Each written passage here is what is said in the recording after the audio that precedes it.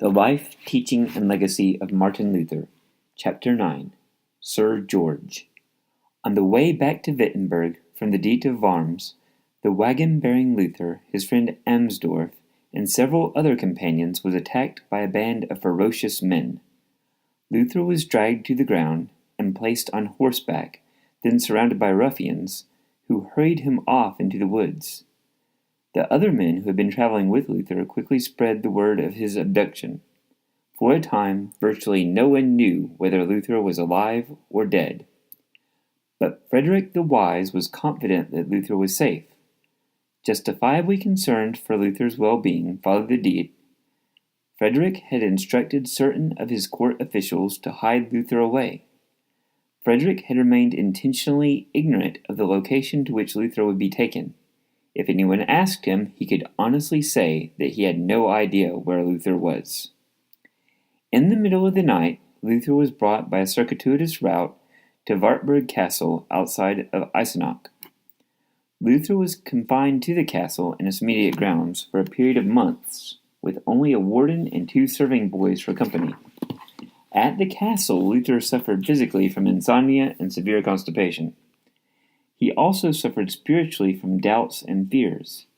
These fears were intensified as he received news from Wittenberg concerning certain developments in the church reforms there.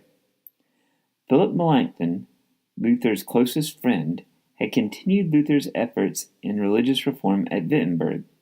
Melanchthon was assisted by Gabriel Zilling, a monk from Luther's Augustinian order, and by Andreas Karlstadt, a fellow professor at the University of Wittenberg, who had been Luther's debate partner against John Eck at the Leipzig disputation.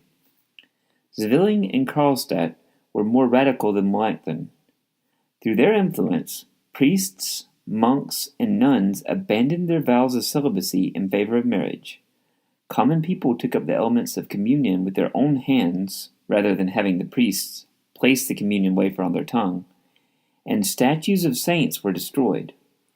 Luther approved of many of these changes, but the spirit with which they were being executed troubled him.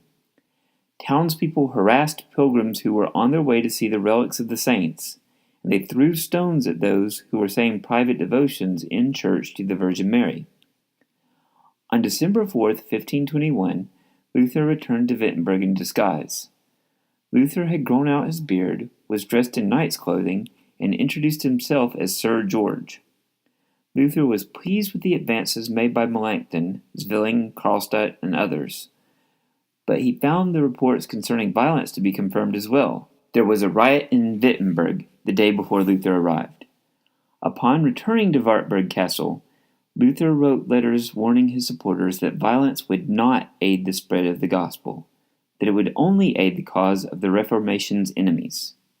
A few months later, the Wittenberg City Council, feeling the need for Luther's leadership, sent a formal letter to Luther requesting that he return from hiding. Luther accepted the request and sent notice to Frederick the Wise of his intention to return. Frederick urged Luther not to return, saying that he could not guarantee Luther's safety without risking all-out war with the empire. Luther replied to Frederick that he was depending on God's protection alone. Luther later sent a letter to the Imperial Diet of Nuremberg, testifying that Frederick had nothing to do with his return to Wittenberg. On the return trip to Wittenberg, Luther stopped at the Black Bear Inn outside the city of Jena, still disguised as Sir George. As Luther sat studying at a table in the dining area, 2 men entered from out of the storm. Luther hospitably invited the men to share a drink with him. Learning that the men were travelers from Switzerland, he asked them what the Swiss thought concerning Dr. Luther. Perceiving that the knight seemed favorably disposed toward Luther, the men confided that they were traveling to Wittenberg with hopes of studying under Luther. They asked the knight whether he knew if Luther was currently in Wittenberg. "I know quite positively that he is not," Luther replied, "but he will be shortly." After Luther left the room, the Swiss travelers pondered over the fact that the book Sir George had been studying appeared to be written in Hebrew. The innkeeper, having overheard their conversation and realizing that they were supporters of Martin Luther, informed them that Sir George was actually Luther himself. The Swiss travelers could not believe their ears, and they imagined that the innkeeper had said Hutton, a well-known German knight at the time. They were quite surprised when they later met Luther in Wittenberg. Upon returning to Wittenberg, Luther preached a series of sermons emphasizing the fruit of the Spirit and warning against violence. During his time at Wartburg Castle, Luther had written almost a dozen books, numerous tracts, and most significantly, he translated the New Testament into German.